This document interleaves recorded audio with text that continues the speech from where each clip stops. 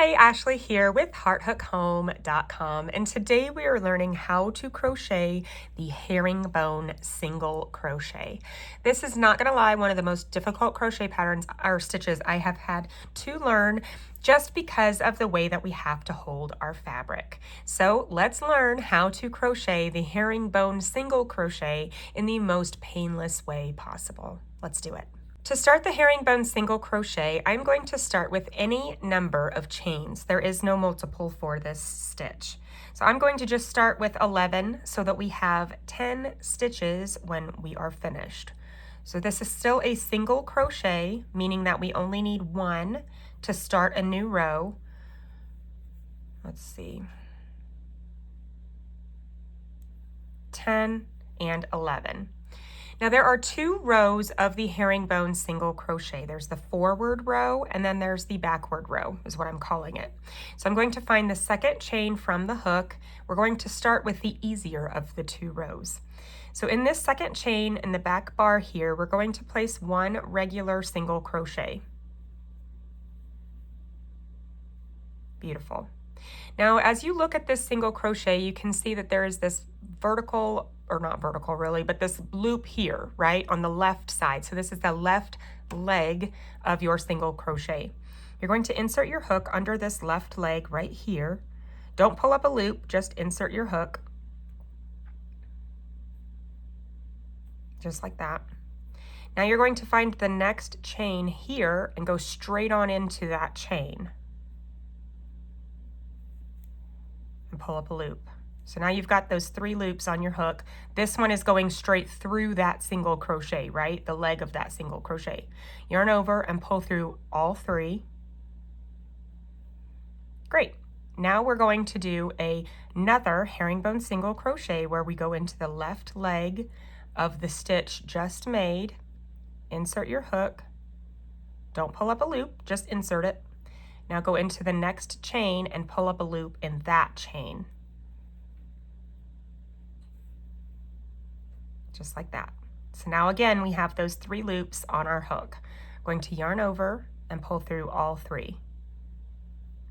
That's the herringbone single crochet. So we're going to do that all the way to the end of the chain, and then we are going to start the other row, which is the more difficult of the rows. So you see I've got my left leg and the next chain, yarn over, pull through all 3. Left leg, straight on into that next chain, pull up a loop, yarn over, pull through all 3. Right? You can see that these are kind of slanting over. That's the herringbone effect coming into play.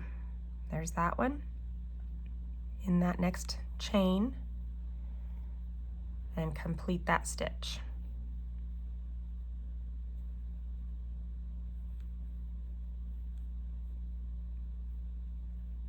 I do find that it is helpful to stay a little bit looser so that you can get your hook into that left leg easier.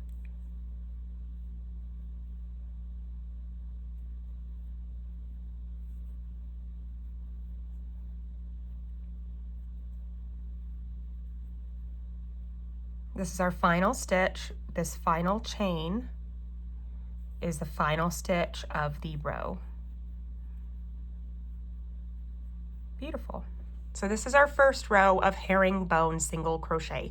It doesn't look that hard yet, right? Here comes the hard part. This is the alternating row that we need to do every other row, right? Since this is a 2-row repeat. So we're going to chain 1 and turn.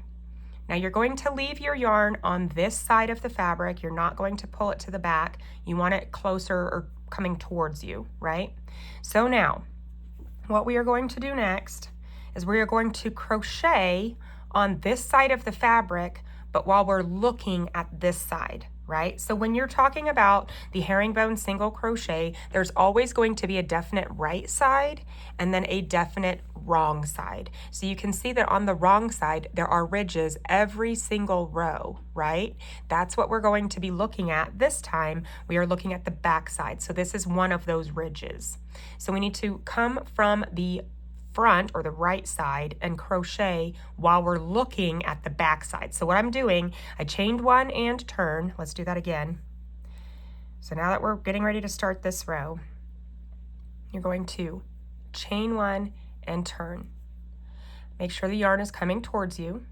Insert your hook into that first stitch from this side, coming through this stitch, right? So we're making a single crochet, we're just coming from the other side of the fabric. So grab that yarn, come back on through. Now that you've got your 2 loops for a single crochet, yarn over and pull through 2. Okay, so now we are still going to be crocheting on this side of the fabric while we're looking at this side of the fabric. So what we're going to do is find the leg of the chain or the stitch we just made, right? So we're going to go into that leg there and the next stitch right here. So this is exactly what we were doing the last row, just from the opposite direction, right? So hook the yarn, bring it back on through. Now the most important thing here, which just takes practice, is making sure that all 3 of these loops, for me at least, are the same size. If these loops are inconsistent in size, it can start looking really sloppy on the front end. So I'm going to yarn over and pull through all 3 of those loops, just like that. And again, don't pull it too tight. Now we're going to find the left leg of the stitch we just made, so this one right here. And we're going to go into that next stitch, straight on into it, pull up that loop. We've got those 3 now. We're going to yarn over and pull through all 3. So let's continue. Find the left leg and the next stitch, pull through your loop, just like that. And now yarn over and pull through all 3. Left leg, next stitch, pull up a loop. See, I'm holding this with my pointer finger on my right hand to hold those loops to keep them the same size. That is helpful as well. See, all 3 of my loops are about the same height as each other. It helps with your tension to be consistent on the other side. This kind of reminds me of making a Tunisian purl stitch and how you have to do like a more than a 360 on your hook when you pull up this loop. You almost go in a complete circle here.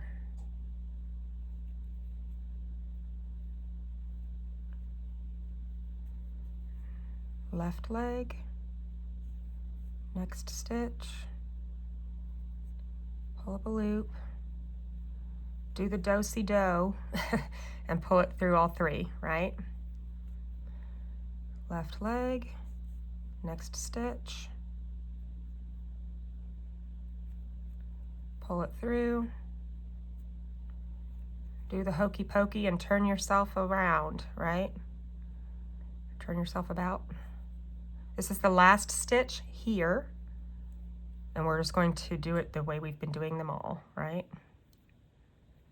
So now we have made it through that first row, that first row too. You can see that we've got those ridges going across the back of the piece here, just like we do on the full completed version here.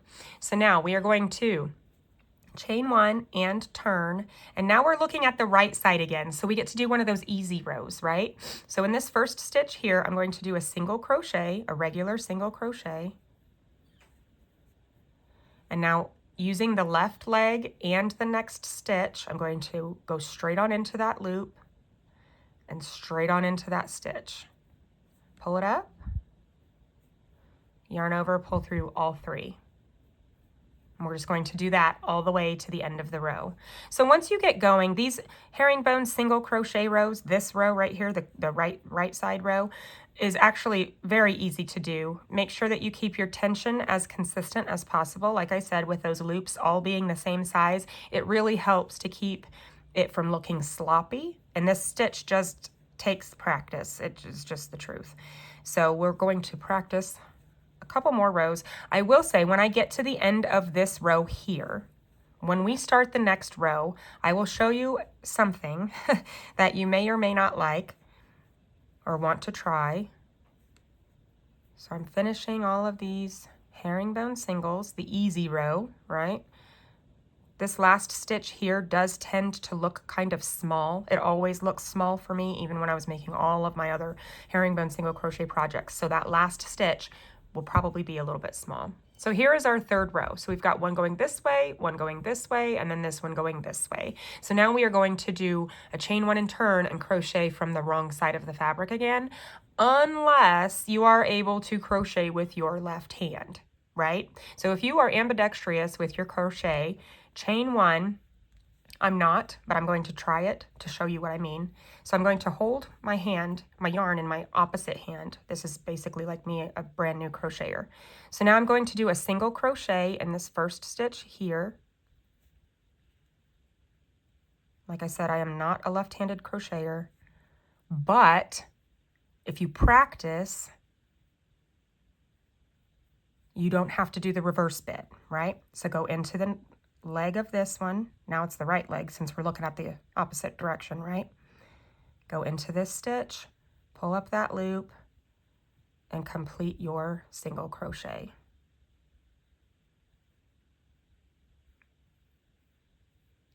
Left leg here. Oops, see? Left leg here. I almost need to do it with my right hand.